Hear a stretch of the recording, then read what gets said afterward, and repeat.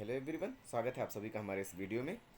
तो last video में हमने 5.3 सॉल्व किया था, उसके क्वेश्चंस किए थे और कुछ आर्टिकल्स भी डिस्कस किए थे। जैसे कि आप देख सकते हैं, आज हम एक नया टॉपिक स्टार्ट कर रहे हैं और इससे रिलेटेड जो कि 5.4 है, एक्सरसाइज 5.4, उसको सॉल्व करेंगे।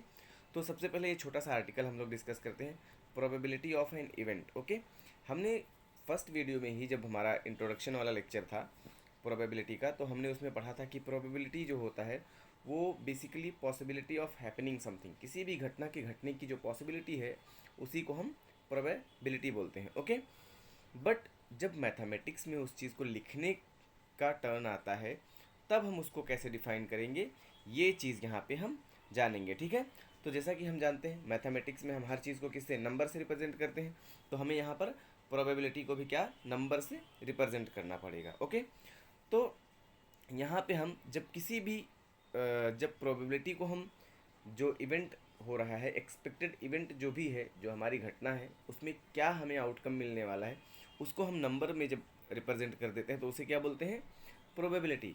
अब उसको नंबर में हम रिप्रेजेंट कैसे करेंगे, है ना। तो उसका फॉर्मूला आपके पास है, प्रोबेबिलिटी ऑफ इवेंट ए, कोई इवेंट ए है तो उसकी हम प्रोबेबिलिटी लिखेंगे, P for probability, A for event A. Okay, number of sample points in event A. अब हमने जो सैम्पल पॉइंट्स का कॉन्सेप्ट लास्ट लेक्चर में पढ़ा था वो यहाँ पे यूज़ होने वाला है। ओके, तो जो आपका इवेंट ए रहेगा उसका सैम्पल पॉइंट यहाँ लिखना है ऊपर, और उसको डिवाइड करना है आपका जो total number of sample points होगा, number of sample points in sample space. ठीक है, अब इसको हम करके देखेंगे कि ये कैसे होता है। एक एग्जांपल लेंगे, लेट्स से कि एक डाई रोल किया गया है ना। तो एक डाई रोल किया गया, अगर एग्जांपल लिखेंगे यहाँ पर, one die is rolled. Okay, one die is rolled. तो इसका सैंपल स्पेस क्या होगा, क्या क्या पॉसिबल आउटकम्स हैं, एस इक्वल्स टू हम लिखेंगे, या तो बना सकता है, या फिर 2, या 3, या 4, या 5, या फिर 6, जो कि लास्ट है। यही पॉसिबल आउटकम्स हैं हमारे जो आ सकते हैं, है ना। अब आपसे ए कंडीशन जो है इवेंट ए, उसमें बोल रहा है कि जो आपका अपर फेस है उस पर इवन नंबर आ जाए, मतलब even number on upper face, है ना। तो ये हमारा पहला कंडीशन है। तो इसके लिए आप देखो यहाँ पे इवन नंबर क्या है, पहला है 2, दूसरा 4 है, and then third one is 6। Okay, तो ए का सैंपल स्पेस आप क्या लिखोगे, ए इक्वल्स टू, आपका सैंपल स्पेस हो जाएगा 2, 4 एंड 6। ओके, इतना समझ में आया। तो इवेंट ए की प्रोबेबिलिटी हम कैसे डिफाइन करें, देखो ये एस का जो आपका नंबर ऑफ सैंपल पॉइंट्स होगा, मतलब एन एस, ये हम लास्ट लेक्चर में कर चुके हैं। तो एन एस कितना होगा, 6 होगा टोटल। तो total number of sample points are 6। और यहाँ पर जो आपका इवेंट दिया गया है उसमें कितना सैंपल पॉइंट्स है, टोटल 3 है। तो एन ए इक्वल्स टू कितना हो जाएगा, 3। ओके, अब आपको अगर प्रोबेबिलिटी निकालनी है इवेंट ए की, किसकी, प्रोबेबिलिटी ऑफ इवेंट ए। देखो प्रोबेबिलिटी ऑफ इवेंट ए, इस वाले इवेंट की, कि सम जो इवन नंबर्स आपके हैं उनकी प्रोबेबिलिटी क्या है, इवन नंबर्स आने की प्रोबेबिलिटी क्या है। तो पी ए इक्वल्स टू आप लिखोगे number of sample points in sample space A upon number of sample points in sample space, ये वाला जो आपका सैंपल स्पेस है ना, टोटल नंबर ऑफ पॉसिबिलिटीज़। तो टोटल नंबर ऑफ पॉसिबिलिटीज़ मतलब एन एस। ओके, अब यहाँ से हम क्या करेंगे, एन ए की वैल्यू हमारे पास 3 है और एन एस की वैल्यू क्या है, 6 है ना। तो इसको आप कर सकते हैं 3 1 जा 3 एंड 3 2 जा 6। सो आपकी probability of getting even number when a dice is roll is 1/2। Okay, तो ये आपका हो गया आंसर, है ना। और आपको मुबारक हो कि आप प्रोबेबिलिटी निकालना सीख चुके हैं। ठीक है, तो चलिए आगे हम एक्सरसाइज के क्वेश्चंस करते हैं। सिमिलर कॉन्सेप्ट हमें लगाना है, कोई भी प्रॉब्लम नहीं होनी चाहिए। आप चाहिए तो वीडियो को पॉज करके आप क्वेश्चंस को ट्राई कर सकते हैं, उसके बाद फिर से रिज्यूम करके चेक कर सकते हैं कि आपका आंसर सही है या नहीं सही है। ठीक है, क्वेश्चंस को मैं बार बार बोलता हूँ, आप खुद से भी प्रैक्टिस किया कीजिए ताकि एग्ज़ाम में आपको आसानी हो। ओके, तो 5.4 जो हमारा है प्रैक्टिस सेट, उसका पहला ही क्वेश्चन है, if 2 coins are tossed. 2 coins toss कर रहे हैं। कितने कॉइन्स?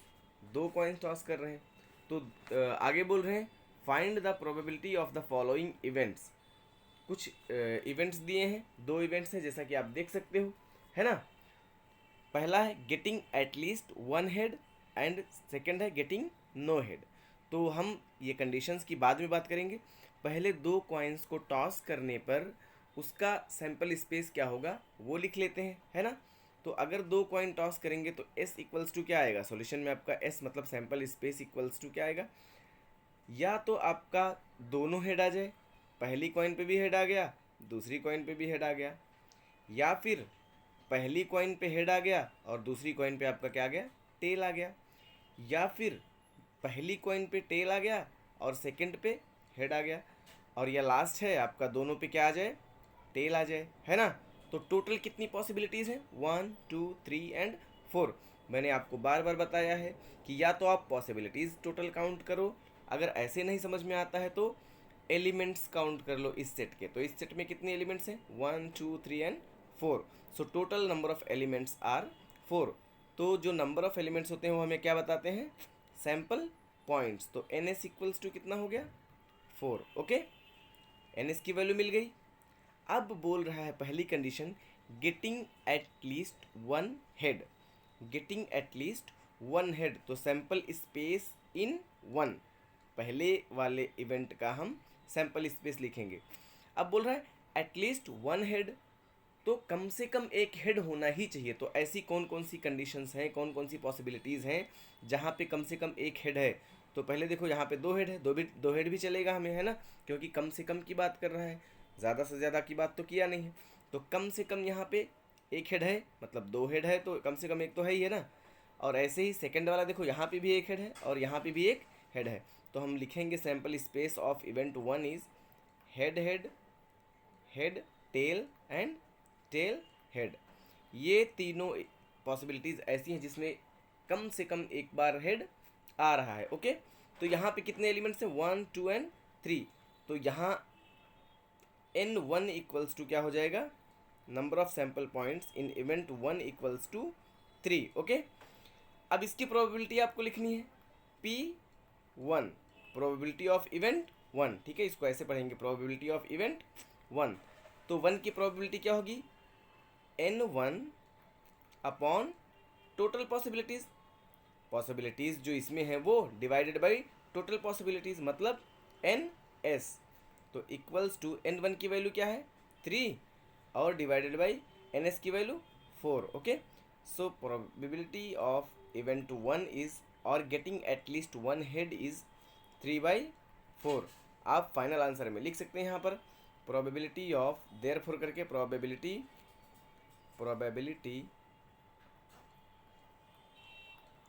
Of getting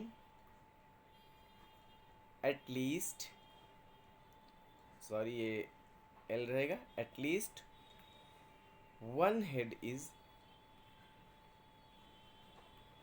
3/4। ओके, तो इस तरह से आप फाइनल आंसर लिख सकते हैं। अब दूसरा बोल रहा है आपको, दूसरी सिचुएशन जो दे रहा है वो बोल रहा है getting no head. Getting no head वाली कंडीशन क्या है, एक भी हेड ना आए। ऐसा कौन सा पॉसिबिलिटी इसमें है जिसमें कोई भी हेड नहीं आ रहा है। तो इसमें ऐसा एक ही पॉसिबिलिटी है आपकी जिसमें एक भी हेड नहीं आ रहा है।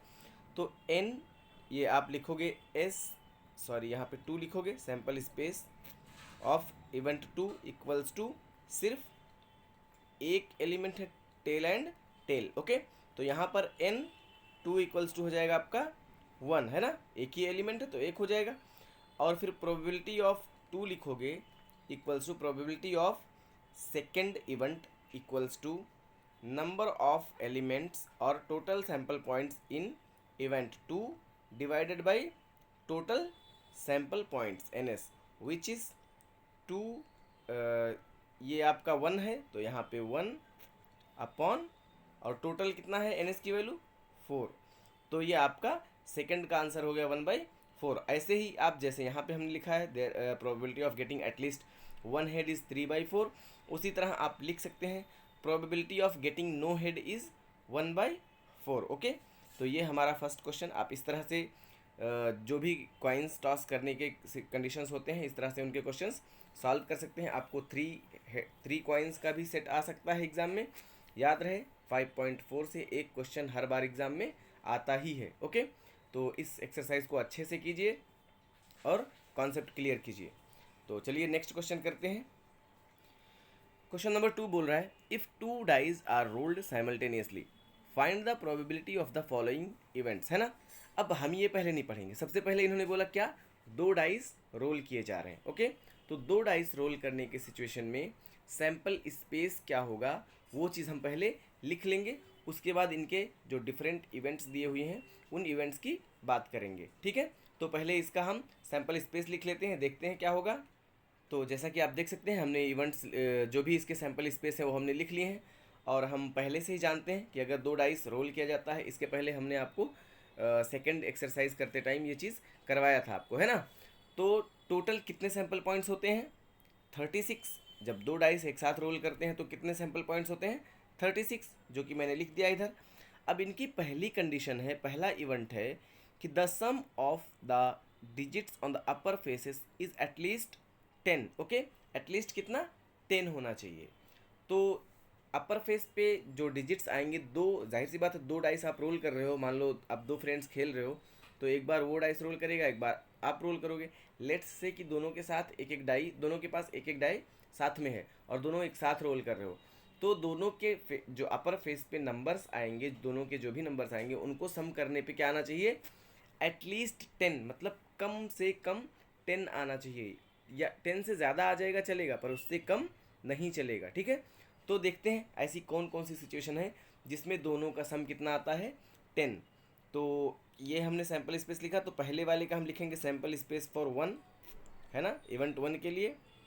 10 कहाँ कहाँ हो रहा है, देखो 6 और 4, मतलब 4 और 6 पहला है आपका, 4 एंड 6 10 हो रहा है कम से कम। और उसके बाद हो रहा है यहाँ पे 5 और 5, 5 और 5 ये भी 10 हो रहा है ना। उसके बाद 5 और 6 हो रहा है, 5 और 6। उसके बाद आपका हो रहा है 6 और 4, 6 और 4। उसके बाद 6 एंड 5, 6,5, है ना, इन दोनों का सम क्या होगा 11 हो जाएगा। तो हमें 10 या 10 से ज़्यादा चाहिए, उससे कम नहीं चाहिए। और लास्ट है हमारा 6,6, है ना। तो ये हमारा सैम्पल स्पेस हो गया इवेंट 1 के लिए, जब आपका अपर फेस पे जो डिजिट्स आएंगे उनका सम 10 या 10 से ज़्यादा होगा, है ना। तो यहाँ पर n1 की वैल्यू क्या हो गई, sample points in event 1 equals to कितना होगा 1 2 3 4 5 6, तो टोटल 6 है इधर। अब प्रोबेबिलिटी ऑफ इवेंट 1 मतलब getting the sum of the digits on the upper face is at least 10 is equals to, हम लिखेंगे n1 अपॉन NS, टोटल है ना, तो टोटल NS क्या है हमारा 36, और ये हमारा आया है 6 और ये आया है 36। सो 6 1 जा 6 एंड 6 6 जा 36, we get 1/6। Okay, so the probability of getting some of the digits on the upper face is at least 10 is 1/6। Okay, तो P1 की वैल्यू कितनी आई, probability of first event is 1/6। Okay, ये हमारा पहले वाले इवेंट का आंसर हो गया। दूसरे में क्या बोल रहा है, दूसरे में बोल रहा है the sum of the digits on the upper face is 33। 33 add करने पे, जैसे यहाँ ऐड करने पे 10 या 10 से ज़्यादा हमारा हो रहा था, वैसे ही ये बोल रहे हैं कि सम कितना आना चाहिए 33। तो आप एक चीज़ बताओ, मैक्सिमम हमारे डिजिट्स क्या आ सकते हैं 6 6, है ना, दोनों पे क्या आ सकते हैं 6 और 6, तो दोनों को ऐड करने पे टोटल कितना हो रहा है 12। तो 12 से ज़्यादा तो हमारा सम हो नहीं सकता। तो ऐसी सिचुएशन में ऐसा कोई भी कॉम्बिनेशन नहीं है जिसको हम ऐड करने पे क्या पाएँ 33। तो इसलिए हमारा जो P2 होगा, एक मिनट यहाँ पे हम थोड़ा सा ये इसको मिटाएंगे। यहाँ पे हम पहले लिखेंगे इसका सैम्पल स्पेस, मतलब S for second event, sample space for second event. इसमें कोई है नहीं तो इसको ऐसे इम्पटी छोड़ देंगे। और n2 लिखेंगे क्या, जब कुछ है नहीं कोई एलिमेंट तो ये ज़ीरो हो जाएगा। और इसको मैंने आपको बोला था कि ये कौन सा सेट होता है, लास्ट ही लेक्चर में मैंने बताया था कि ये इसको कौन सा सेट बोलते हैं। ये आप मुझे कमेंट में ज़रूर बताना, अगर आता है आपको तो इसका नाम बताना ये कौन सा सेट होता है। ओके, तो n2 इक्वल्स टू क्या हो गया, कोई एलिमेंट नहीं है तो ज़ीरो हो गया। ठीक है, तो यहाँ पे जब हम प्रोबेबिलिटी ऑफ सेकेंड इवेंट निकालेंगे, सेकेंड इवेंट की P2 की, तो क्या हो जाएगा n2 डिवाइडेड बाई ns, और ये n2 की वैल्यू ज़ीरो है, नीचे हो गया आपका 36। तो ज़ीरो को हम किसी से भी डिवाइड करेंगे, आंसर क्या आएगा, ज़ीरो। तो हमारा P2 की जो प्रोबेबिलिटी है वो क्या हो गई, ज़ीरो। मतलब ऐसा कोई भी कॉम्बिनेशन एग्जिस्ट नहीं करता जिसका सम करने पे हमें आंसर कितना मिले, 33 मिले। ओके, तो अगला लास्ट है, the digits on the first die is greater than the digits on the second die. ठीक है, तो इसको भी करते हैं, देखते हैं क्या है क्या है। तो सेकेंड डाई पे ऐसा देखिए, यहाँ पे जो सेकेंड डाई पे बड़ा, सेकेंड डाई से बड़ा बोल रहा है, the digit on the first die is greater than the second die. ठीक है, अब यहाँ पे आप देख सकते हैं सेकेंड डाई से बड़ा फर्स्ट पे कहाँ कहाँ है। यहाँ पे अगर आप इधर जा रहे हैं तो हमेशा सेकेंड डाई पे है, हमें करना क्या है, फर्स्ट डाई पे ग्रेटर चाहिए सेकेंड डाई से। तो फर्स्ट डाई पे देखो, यहाँ पे ये पहला हो गया आपका, है ना, और उसके बाद देखो, इसके बाद ये आ जाता है आपका 3-1 3-2, है ना। यहाँ पे फर्स्ट डाई पे बड़ा आ रहा है नंबर आपका सेकेंड डाई से। उसके बाद 4-1 4-2 4-3, एंड देन 5-1 5-2 5-3 5-4, एंड 6-1 6-2 6-3 6-4 6-5, है ना। तो ये आपका सैम्पल स्पेस हो जाएगा। तो S3 इक्वल्स टू आप लिखेंगे sample space for the third event is, लिखेंगे आप 2-1, पहला ये हो गया 2-1, और दूसरा हो गया आपका 3-1, और तीसरा हो गया आपका ये 3-1 हो गया, और तीसरा आपका हो जाएगा 3-2, चौथा हो जाएगा आपका 4-1, पांचवा हो जाएगा 4-2, एंड देन 4-3, एंड देन 5-1 5-2 5-3 5-4, उसके बाद 6-1 6-2 6-3 6-4 एंड 6-5, है ना। तो ये आपका हो गया सैम्पल स्पेस। इतनी पॉसिबिलिटी ऐसी है जब हमेशा आपका फर्स्ट कॉइन पे, फर्स्ट डाई पे नंबर सेकेंड डाई से बड़ा आएगा। ठीक है, तो इसको करेंगे और n3 की वैल्यू लिखेंगे। देखो n3 के लिए हम क्या लिखेंगे, टोटल पॉसिबिलिटीज इसमें कितनी आ रही है, 1 2 3 4 5 6 7 8 9 10 11 12 13 14 15 and total possibilities are 15। Okay, तो ns की वैल्यू हमें पता है 36, तो इसकी प्रोबेबिलिटी हम लोग लिखेंगे P3 equals to n3 upon ns, है ना। और n3 कितनी है हमारी, हमें n3, सॉरी यहाँ पे n3 में लिखना भूल गया, आया था ये 15, है ना। तो n3 की वैल्यू 15 है और ये 36 है। अब देखो कैंसिल हो जाएगा, 3 5 जा 15 एंड 3 12 जा 36, so this will give you 5/12। Okay, so आपकी probability of getting the digit on the first die is greater than the digit on the second die is 5/12। Okay, so आप लिखेंगे P3 इक्वल्स टू 5/12, ये आपका answer हो जाएगा। ठीक है, तो इस तरह से आप डाई के क्वेश्चंस कर सकते हैं। चलिए देखते हैं अगला क्वेश्चन क्या है। नेक्स्ट क्वेश्चन में बोल रहा है आपको, there are 15 tickets in a box each bearing one of the numbers from 1 to 15। Okay, तो सबसे पहले हम इनकी इसी कंडीशन को के अकॉर्डिंग हम सैम्पल स्पेस लिख लेते हैं। ठीक है, और उसके बाद हम आगे की कंडीशंस को पढ़ेंगे। ये बोल रहे हैं कि 15 कार्ड्स हैं जिस पे एक पे 1 लिखा है, फिर 2 लिखा है, फिर 3 लिखा है, ऐसा सारे कार्ड्स पे 1 to 15 नंबर्स लिखा है, ठीक है। तो S इक्वल्स टू आपका सैम्पल स्पेस होगा 1, एक पे 1 लिखा है, दूसरे पे 2, तीसरे पे 3, ऐसे 4, 5, 6, 7, 8, 9 एंड देन 10, 11, 12, 13, 14 एंड 15, है ना। तो ये आपका हो गया सैम्पल स्पेस, किसके लिए? 15 टिकट्स का, जो कि एक बॉक्स में रखे हुए हैं और उन पे ये नंबर्स लिखे हुए हैं, ठीक है। अब आगे बोल रहा है 1 ticket is drawn at random from the box. आप ऐसे हाथ डाल के, सारे टिकट्स एक बॉक्स में रखे हैं, उस बॉक्स में आपको हाथ डाल के एक टिकट कोई रैंडमली उठाना है, ठीक है। तो बोल रहा है find the probability of the event. अब पहला इवेंट है शोज एन इवन नंबर, है ना। तो हम लिखेंगे S1, यहाँ पे पहले हम लिख लेंगे NS की वैल्यू। NS की वैल्यू कितनी है? ये जाहिर सी बात है 15 नंबर्स तक है तो 15 रहेगी, है ना। तो NS की वैल्यू टोटल 15 है। अब S1, हम S1 मतलब sample space for first event लिखेंगे। शोज एन इवन नंबर, तो इवन नंबर कौन कौन सा है? 2 है, 4 है, 2, 4 एंड देन 6, 8, 10, 12 एंड 14, ओके। तो कितने नंबर्स हैं? 1, 2, 3, 4, 5, 6 एंड 7। तो यहाँ पर N1 की वैल्यू क्या हो जाएगी? 7, okay.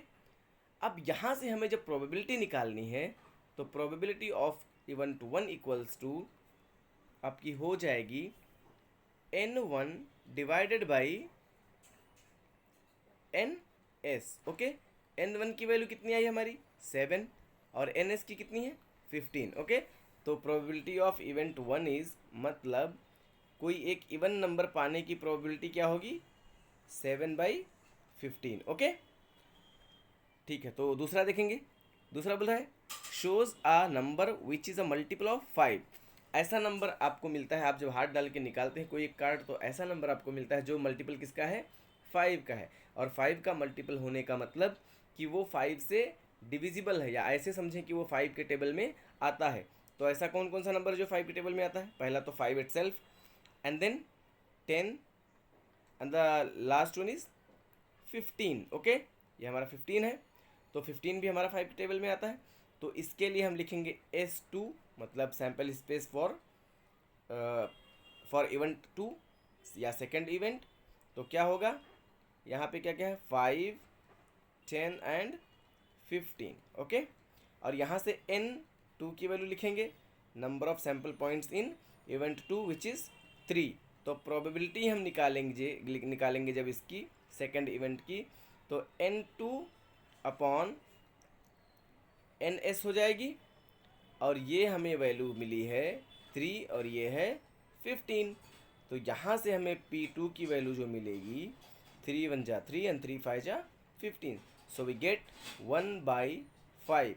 So the probability of event that ticket drawn shows a number which is a multiple of 5 is 1/5, okay. तो इस तरह से आप फाइनल आंसर लिख सकते हैं, आपको 100% मार्क्स मिलेंगे, ओके। तो इन सारी चीज़ों को आपको ध्यान में रखना है और अच्छे से करना है, ठीक है। आप यहाँ पे अगर चाहिए तो ऊपर लिख सकते हैं according to the given question या अकॉर्डिंग टू द क्वेश्चन आप सारी चीज़ें कर रहे हैं। नहीं भी लिखेंगे तो चलेगा, क्योंकि ये आपका पूरा फॉर्मेट पे है, ठीक। तो चलिए अगला क्वेश्चन करते हैं। Now question number 4 is a 2 digit number is formed with digits 2, 3, 5, 7 and 9 without repetition.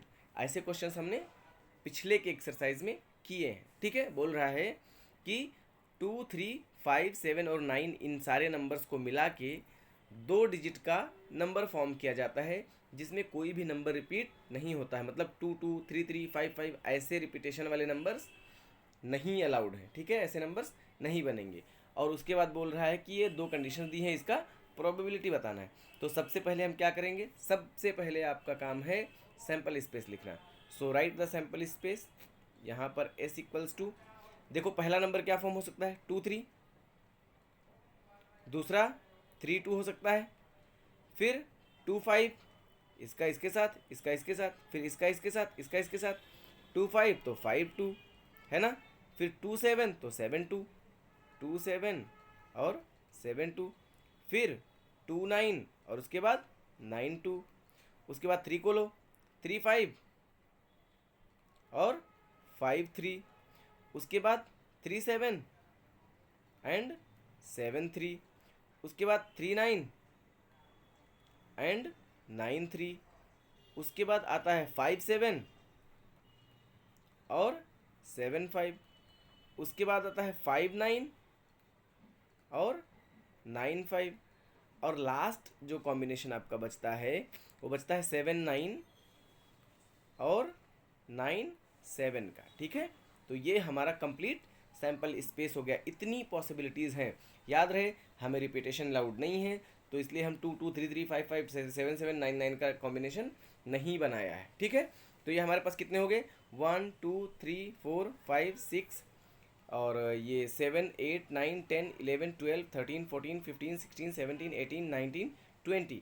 Okay, so total आपके सैम्पल पॉइंट्स जो होंगे वो कितने होंगे, 20। टोटल पॉसिबिलिटी कितनी है, 20। अब बोल रहा है कि फर्स्ट जो है an odd number, probability of getting an odd number. तो जो आप देख सकते हैं यहाँ पर जो इवन नहीं है, जो इवन है उनको छोड़ दीजिए। कहाँ है, ये देखिए, ये आपका छूट जाएगा, और कौन सा छूट जाएगा, 32 छूट जाएगा, है ना। ऐसे ही 92 छूट जाएगा, और उसके बाद आपका ये छूट जाएगा इधर से, बस, है ना। इतने नंबर्स आपके छूट जाएंगे, है ना। बाकी सब आपके ऑड नंबर्स में ये देखो, सॉरी 52 भी आपका है, 52 भी छोड़ना पड़ेगा, है ना। और ध्यान से देख लीजिए कहीं कोई नंबर है जो इवन नंबर है, 2 3 3 2 2 5 2 7 3 7 7 3, और उसके बाद तो मुझे और कोई नंबर नहीं दिख रहा है। ठीक है, तो यहाँ पर हम पहला वाला जो लिखेंगे S1 सैम्पल स्पेस फॉर 1, ये जो सर्कल किया मैंने इनको छोड़ के बाकी सारे नंबर्स को लिखेंगे। तो 2 3 2 5 2 7 और 2 9 3 5 5 3 3 7 एंड देन 7 3, उसके बाद 3 9 9 3 5 7 7 5 5 9 9 5, सॉरी ये 9 5 आपका है, और उसके बाद 7 9 और 9 7। ये हमारा सैम्पल स्पेस हो गया किसका, फर्स्ट इवेंट का। यहाँ पर N1 जो होगा हमारा वो क्या होगा, देखो मैंने 4 निकाले हैं, 1 2 3 4, हमने 4 निकाल दिया है, तो 20 से 4 निकाल देंगे तो कितना आएगा, 16, है ना। तो N1 की वैल्यू कितनी है, 16। अब probability of first event will be equals to number of sample points of event 1 upon number of sample points in, मतलब total number of sample points, ये इस वाले का S का। तो N1 की वैल्यू क्या है, 16, और NS की वैल्यू क्या है, 20। 4 4 जा 16, 4 5 जा 20, so we get P1 equals to 4/5। मतलब एक ऑड नंबर आने की पॉसिबिलिटी क्या है, प्रोबेबिलिटी क्या है, 4/5, है ना। एक ऑड नंबर के आने की प्रोबेबिलिटी जो है वो कितनी है, 4/5। ठीक है, अब इसी तरह से मल्टीपल ऑफ 5, मल्टीपल ऑफ 5 हम देखेंगे। तो देखिए इसमें ज़ीरो वाले तो कोई नंबर्स है नहीं, तो हम सिंपली देखेंगे कि जिसके लास्ट में 5 है, जैसे देखो ये 25 है तो इसके लास्ट में क्या है, 5 है, तो ऐसे नंबर्स को पिक करेंगे। ऐसे नंबर्स क्या होंगे, 5 के मल्टीपल होंगे। तो हम देखते हैं, इसका भी सैम्पल स्पेस लिखते हैं पहले, है ना, उसके बाद सैम्पल पॉइंट्स लिखते हैं। तो यहाँ से आप लिखेंगे S2 जो कि हमारा क्या है, सैम्पल स्पेस फॉर इवेंट 2। ठीक है, तो sample space for event 2 will be 5 का मल्टीपल कौन सा होगा, 25 होगा, तो पहले 25 लिखेंगे, उसके बाद 35 होगा, ये हो गया, ये हो गया 35, ये भी 5 का मल्टीपल होगा, और उसके बाद 5 और किसके लास्ट में है, ये देखिए 95 है, तो यहाँ से हम 95 एक ले लेंगे। ठीक है, तो 1 2 और कहीं पे 5 वाला है, दिख नहीं रहा है ना, ये 75, ओके, तो 75 भी आएगा। तो हमारा टोटल कितना हुआ, 4। तो यहाँ पर N2 की वैल्यू कितनी हो जाएगी, 4। ओके, अब प्रोबेबिलिटी निकालेंगे तो P2 इक्वल्स टू आएगी N2 अपॉन NS, और N2 की वैल्यू कितनी दी है हमें, 4, और NS की वैल्यू 20 है। ओके, सॉरी ये 20 है, सो 4 1 जा 4 और 4 5 जा 20, so we get 1/5, that is P1 equals to 1/5. Okay, probability of getting a multiple of 5 is 1/5. Sorry ये 2 है यहाँ पे, 1/5. तो ये आपका आंसर हो जाएगा, ठीक है। इस तरह से आप डिजिट्स को फॉर्म करने वाले क्वेश्चन कर सकते हैं। बच्चे यहीं सैम्पल स्पेस में कंफ्यूज हो जाते हैं कि ये सैम्पल स्पेस, ये डिजिट्स बनेंगे कैसे। तो आपको क्या करना है, पहले इसका लेना है, फिर तुरंत इसका ले लेना है, 2 3 3 2, फिर 2 5 5 2, फिर 2 7 7 2, फिर 2 9 9 2, इस तरह से लेना है। फिर अगला डिजिट लेना है 3 5 5 3, 3 7 7 3, 3 9 9 3, फिर ऐसा 5 7 7 5, 5 9 9 5, फिर 7 9 और 9 7। इस तरह से आपको कॉम्बिनेशन बनाना है। अगर आप एक एक का उल्टा पुल्टा बनाएंगे, यहाँ से लिए एक डिजिट फिर यहाँ से लिए, तो आपका गड़बड़ होने का बहुत ज़्यादा चांस है और ऐसे में बहुत गलती होती है, ठीक है। तो आपको सीरियल वाइज करना है। तो ये क्वेश्चन हो गया हमारा। नेक्स्ट क्वेश्चन चलते हैं, देखते हैं क्या है। So our next and last question is, a card is drawn at random from a pack of well shuffled 52 playing cards, है ना। मैंने बताया था जो आपका वेल शफल्ड कार्ड होता है उसमें कितने होते हैं, 52 कार्ड टोटल होते हैं, है ना। अब बोल रहा है find the probability that the card drawn is. तो टोटल 52 कार्ड्स होते हैं। हम कार्ड्स का नाम यहाँ पर लिखने नहीं जा रहे हैं। 52 इन्होंने दे रखा है, हमें प्रोबेबिलिटी निकालनी है, तो सैम्पल स्पेस लिखने की ज़रूरत नहीं है। यहाँ पर आप लिखेंगे, गिवन दिया, आपको दिया गया है तो आप लिखेंगे गिवन दैट, है ना, NS इक्वल्स टू कितना, 52। ओके, अब ये बोल रहे हैं कि the probability that a card drawn, आपको एक कार्ड निकालना है 52 कार्ड में से, और बोल रहे हैं कि जो कार्ड आप निकालोगे वो एक एस होगा, इसकी प्रोबेबिलिटी बतानी है आपको। तो S1 आप लिखोगे, सैम्पल स्पेस 1, है ना। तो एस ऑफ क्या होगा, पहले आपका एस टोटल कितना होता है, 4 होता है। एस ऑफ हार्ट, है ना, पहला S of heart, S of diamond, S of diamond, और उसके बाद एस ऑफ, और किसका होता है, एस ऑफ स्पेड, और लास्ट है S of club. Okay, S of club. तो ये कितने हो गए, 1 2 3 एंड 4। तो N1 की वैल्यू कितनी हो गई, 4 हो गई, ठीक है। और प्रोबेबिलिटी डिफाइन होती है P1, probability of event 1 is number of sample point in event 1 upon total number of sample points. तो हो गया ये आपका 4, और ये है आपके पास 52। इसको डिवाइड करेंगे तो 4 1 जा 4, 4 13 जा 52, which is 1/13। So we get P1 मतलब probability of getting an ace is 1/13, ठीक है। अब सेकंड बोल रहा है आपको, सेकंड क्वेश्चन बोल रहा है, सेकंड वाला बोल रहा है आई स्पेड, है ना। तो टोटल स्पेड कार्ड कितने होते हैं, है ना, तो उसको देख लेते हैं। स्पेड में हम स्पेड का जो सैम्पल स्पेस है वो लिखेंगे, है ना। पहला एस, उसके बाद 2 3 4 5 6 7 8 9 एंड देन 10, फिर आ जाता है जैक, और फिर queen, and then last one is king. Okay, तो टोटल कितने कार्ड्स स्पेड में, 13। अगर आप ये नहीं लिखना चाहते हैं तो आप डायरेक्टली लिखिए कि we know that there are total 13 cards in spade. Okay, spade में आपके कितने होते हैं, 13 कार्ड्स होते हैं। देयरफॉर NS की वैल्यू कितनी हो गई, 13। और आप लिख सकते हैं कि P2 equals to NS, sorry N2, इसका ये सेकंड का हम लोग लिख रहे हैं तो S2 होगा। N2 इक्वल्स टू हो जाएगा आपका 13, है ना। तो P2 इक्वल्स टू 13/52, और उसके बाद डिवाइड कर देंगे, हमारा आंसर आ जाएगा, ठीक है। तो यहाँ पर हमारा N2 की वैल्यू कितनी आई, 13। और इस तरह से आप P2 निकाल सकते हैं N2/NS करके, और विच इज़ 13/52, एंड 13 को डिवाइड करेंगे 50, सॉरी ये 52 है, तो ये आपका आ जाएगा 1/4। तो P2 की वैल्यू क्या आई, 1/4, मतलब प्रोबेबिलिटी ऑफ गेटिंग इवेंट 2 या getting a speed is 1/4। Okay, तो ये आपका आंसर हो गया। इस तरह से आप क्वेश्चंस को कर सकते हैं। ठीक है, आप खुद से भी ट्राई कीजिए, बार बार प्रैक्टिस कीजिए, आपको अच्छे से समझ में आएगा। और एक चीज़ और एक छोटा सा आर्टिकल है वो डिस्कस कर देता हूँ मैं। तो कभी भी एक चीज़ जान लो आप, प्रोबेबिलिटी अगर परसेंटेज में निकालने के लिए बोली जाए तो प्रोबेबिलिटी आपकी 0% से लेकर 100% तक हो सकती है। कितनी हो सकती है? 100% तक, मतलब 0 से 100% तक रेंज करती है आपको की प्रोबेबिलिटी। ना तो नेगेटिव में जाएगी और ना 100 से ऊपर जाएगी। इसी तरह अगर मैक्सिमम कितनी होगी? 100%, मिनिमम 0%।